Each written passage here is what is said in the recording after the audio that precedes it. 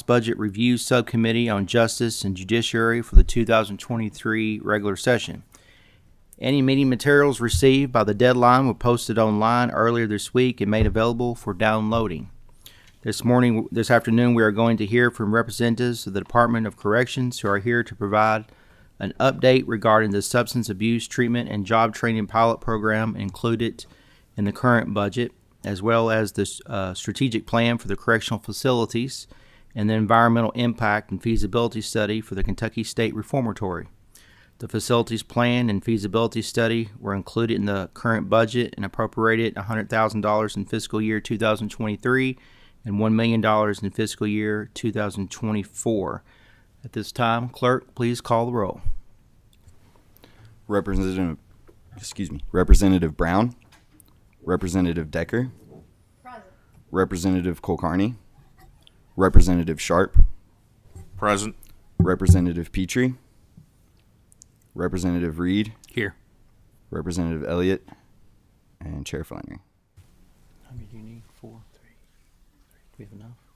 No. Okay, this time we do not have enough members present for the quorum. We will hold off. If we get some members in here and if you're all at the table, I will just suspend for just a moment so we can pass the minutes and move on there. And actually, hang on just a moment.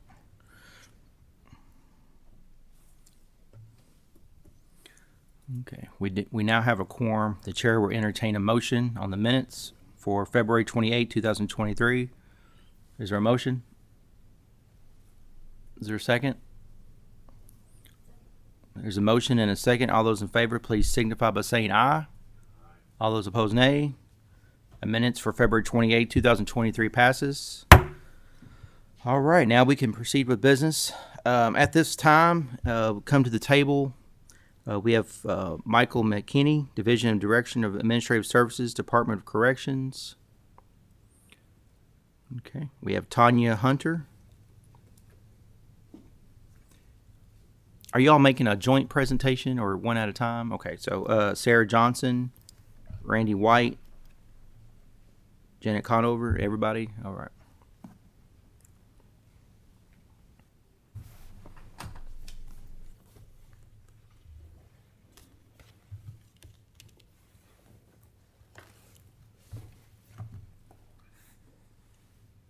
All right, good afternoon. How y'all doing? If you can, just introduce yourselves for the record.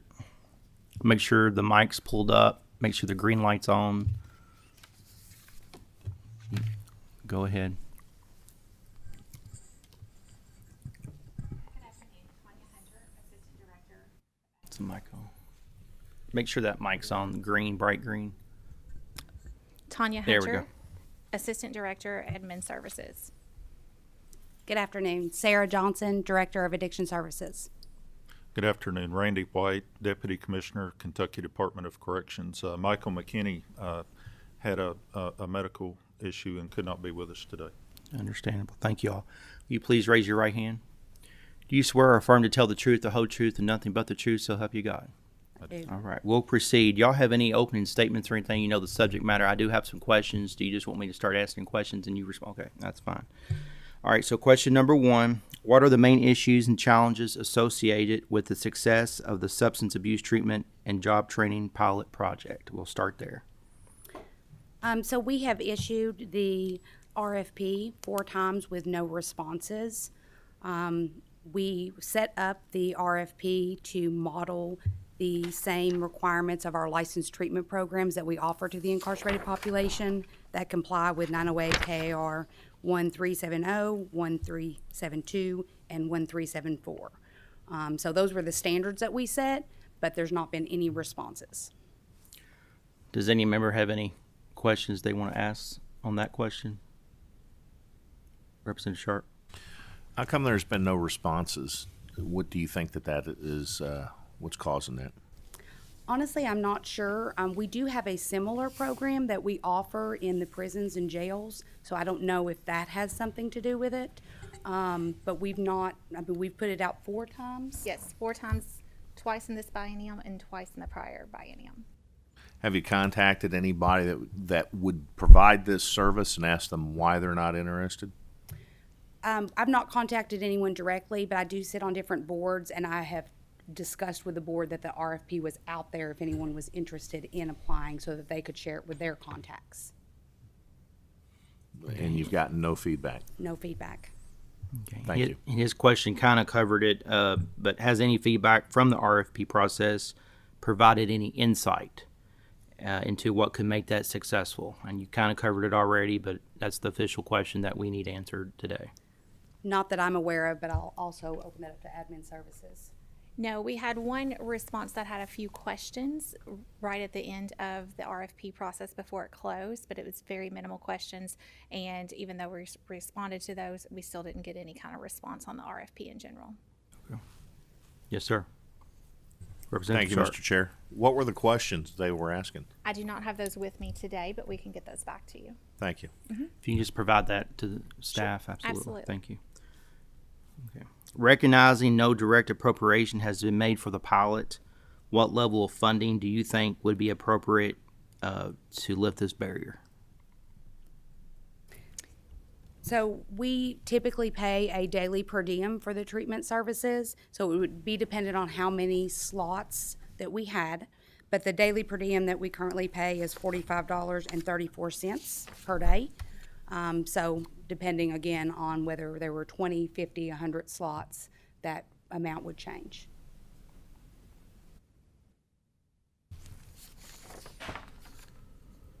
Okay, one last question. Are you aware of any issues that might limit DOC from successfully completing the facility strategic plan of the assessment of the Kentucky State Reformatory at this time? I think I can jump into that. if you Absolutely. will. Go ahead, sir. Okay.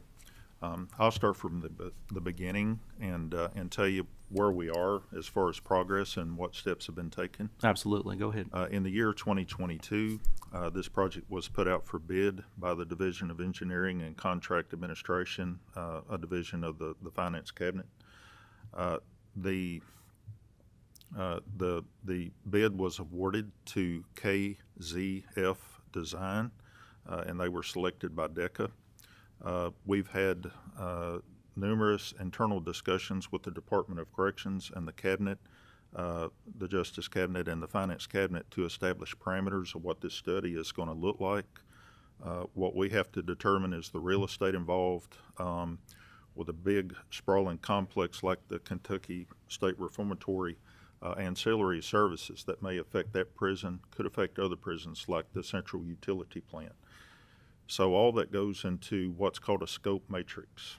It's a large spreadsheet of what the successful contractor is willing to, what types of services they're willing to perform. There's environmental, real estate, title searches. It's quite an extensive list. So what we had to decide was what is in this matrix that we want to pay for. What is going to be unnecessary, because some of the things that the contract organization may be willing to perform, we simply do not need. We know what our boundaries are. We don't need, real estate searches. So we've established the scope matrix so that we can keep this project that will be performed by a contractor within the allocated budget, because we got to stay within the budget. So what we've done just last week was to establish the scope matrix, and we sent that back as it was approved by the Cabinet, the Justice Cabinet, and the Department of Corrections. We sent that back to the Finance Cabinet for DECA to discuss with the contract organization, KZF Designs. So that's where we are in the progress for this environmental study.